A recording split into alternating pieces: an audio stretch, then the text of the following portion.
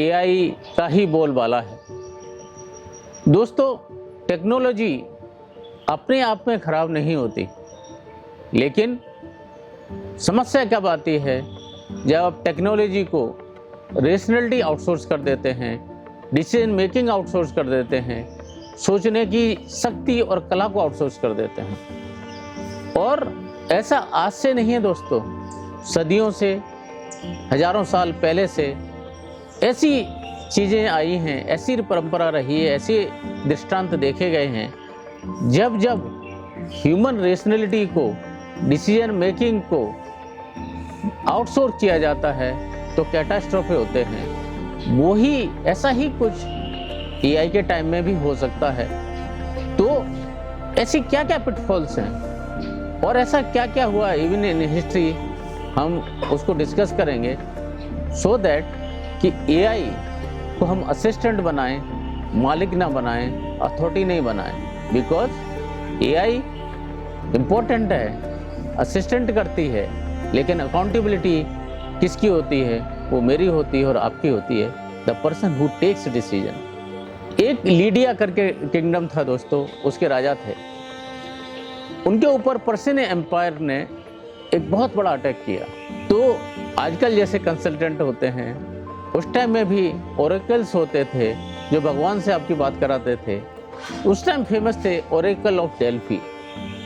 तो लीडिया के जो किंग हैं, आज जो मॉडर्न टर्की है, लीडिया के किंग थे, वो ओरेकल ऑफ डेल्फी के पास जाते हैं और ओरेकल ऑफ डेल्फी क्या एडवाइस देते हैं उनको कि you will distract one powerful empire. सुन लिया दोस्तों? ओके। पर्शिया के साथ युद्ध शुरू होता है और परिणाम क्या होता है दोस्तों कि लीडिया का जो साम्राज्य था वो पूरी तरह से हार जाता है, डिस्ट्रॉय हो जाता है। तो आपने सोचा तो, आपने सुना तो, क्या एक बड़ा एम्पायर है वो डिस्ट्रैक्ट होएगा। कौन सा एम्पायर डिस्ट्रैक्ट होगा, कौन से एम्पायर का विनाश होगा, वो आपने सोचा नहीं, वो आपने समझा नहीं। बिकॉज हम वही सुनना चाहते हैं जो हमने पहले से एक सुन के रखा है, सोच के रखा है। जब हम किसी युद्ध करने जाते हैं तो हम क्या सोचते हैं? सामने वाले को हम विनाश करेंगे, सामने वाले को डिस्ट्रैक्ट करेंगे, सामने वाले को तहस नहस करेंगे। लेकिन ओरेकल और डेल्फी से अगर एडवाइस में पूछ लेते, अगर क्लियर कर लेते ये साम्राज्य कौन सा है, तो वो शायद बता देते कि ये साम्राज्य लीडिया का ही डिस्ट्रैक्ट होगा। तो दोस्तों, जब ऐसी चीज़ें होती हैं, जब ऐसे डिसीजन मेकिंग को आउटसोर्स किया जाता है तो क्या होता है? आपने देखा एक बहुत महान सभ्यता थी, उसका तहस नहस हो गया।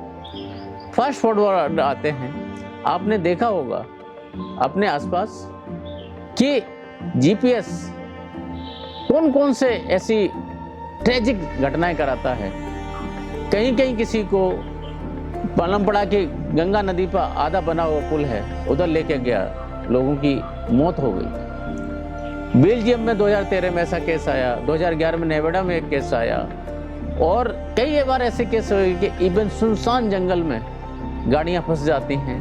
बिकॉज हमने टेक्नोलॉजी पर इतना यकीन किया, हमने खिड़की खोल के एक बार कोशिश नहीं की रास्ता देख लें कि रास्ता है भी कि नहीं है। तो डेड एंड पे ले जाना, डेंजरस जोन में ले जाना, क्लिप्स पे ले जाना, वो जीपीएस आपके साथ कर सकता है, हुआ है, देखा है। बिकॉज हमने वहाँ भी क्या किया, पूरी जो पावर थी डिसाइड करने की, डिसीजन मेकिंग की, सोचने की, वो जीपीएस को आउटसोर्स कर दी। अपने दिमाग को, अपनी आंखों को हमने बंद कर लिया। तो दोस्तों, ऐसे कैसे कितने केसेस आते हैं। एआईजी का कोलैप्स वो सिस्टम के ऊपर इतना निर्भर कर देते कि कुछ महीने तक पहले जब उनके सीईओ से पूछा गया can there be a fault or default, answer क्या था? Absolutely no. बिकॉज सिस्टम के ऊपर इतना निर्भर होते हैं कि हम आसपास की जो चीज़ें होती हैं उनका देखना ही भूल जाते हैं, उनकी हकीकत भूल जाते हैं। तो दोस्तों, हमारी अपनी लाइफ में ऐसे कितने केसेस होते हैं। लोगों को लगता है, एक जो मैं अभी रिसेंट एग्जांपल पढ़ रहा था, एक बंदे ने सोचा कि मैंने बहुत बड़ी मैथमेटिकल सोच की है। उसने बड़े बड़े मैथमेटिशियंस को लिखा कि मैंने ये सॉल्यूशन लिया है। To his surprise no one reverted with anything. And उसने यही जो सोल्यूशन निकाला था, जब दूसरे एआई मॉडल पर डाला, इट डिस्कार्टेड विद इन मिनट्स। तो दोस्तों, हम आज की डेट में बहुत सी चीज़ें हैं जो एआई आपको टूल देती है, लेकिन डिसीजन मेकिंग आपका होता है, सोचना आपने होता है, कंटेक्स्ट आपने डिसाइड करना होता है, ethical part, moral part, contextual part, legal part, वो आपने डिसाइड करना होता है दोस्तों। तो एआई को अपना असिस्टेंट बनाएं, लेकिन आपको मोनेस्टर नहीं बनना देना चाहिए। और ये पिटफॉल है कि डिसीजन मेकिंग हमेशा ह्यूमन का होना चाहिए, बिकॉज ह्यूमन बीइंग सोचता है, समझता है, तब डिसीजन लेता है। एआई क्या एक मॉडल है, इस मॉडल को अपना सेवक जरूर बना लें, लेकिन जिस दिन आपने सेवक को अपने सिर पे बिठा लिया तो वो मोनेस्टर बनेगा। और मोनेस्टर जिंदगी में क्या करता है आपको पता है दोस्तों। तो एकदम ब्लाइंडली फॉलो नहीं करना चीज़ों को। आपने जहाँ तक हो सकता है ह्यूमन ब्रेन को, ह्यूमन की सोच बहुत खूबसूरत है, ये कंटेक्स्ट डिसाइड करती है, रेलेवेंस डिसाइड करती है, सब कुछ डिसाइड करती है। उसके बाद आप अपने इसको रिफाइन कर सकते हैं, वो ठीक है, बिकॉज जो एआई है वो आपको रिफाइन कर सकती है, डिफाइन आपने खुद करना है।